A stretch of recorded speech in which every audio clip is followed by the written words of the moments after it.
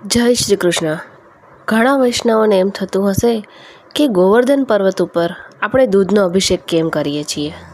તો જ્યારે ઠાકોરજીએ 7 દિવસ અને 7 રાત્રિ ગોવર્ધન પર્વતને પોતાની ટચલી આંગળીના નખ ઉપર ધારણ કર્યા હતા, ત્યારે ધરતીમાએ પોતે ગાયનું સ્વરૂપ ધારણ કર્યું અને તેમણે પોતાના 4 સ્તન શ્રી કૃષ્ણ ઉપર કરી દીધા અને જેમાંથી દૂધની અવિરત ધારા વહેવા માંડી અને ભગવાનનો દૂધથી અભિષેક થવા માંડ્યો.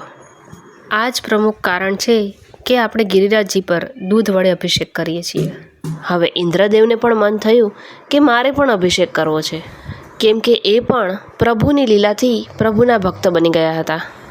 પરંતુ એમને એમ થયું કે ઠાકોરજી તો મારાથી નારાજ થઈને બેઠા છે અને અત્યારે એ જ્યારે પ્રસન્ન થઈને બેઠા છે તો ફરીથી ગુસ્સે ના થઈ જાય. એટલે તેમણે સંતોની મદદથી પુષ્પ વર્ષાવીને ભગવાનનો અભિષેક કર્યો. તો સંપૂર્ણ ભાવથી શુદ્ધ મનથી પ્રભુ ઉપર ગાયના દૂધનો અભિષેક કરવો અને જેનાથી પ્રભુની એવી પરમ કૃપા પ્રાપ્ત થશે કે જેની તમે કલ્પના પણ નહીં કરી હોય. જય શ્રી કૃષ્ણ. આવા જ ધાર્મિક વિડીયો માટે મારી ચેનલને સબસ્ક્રાઈબ કરો.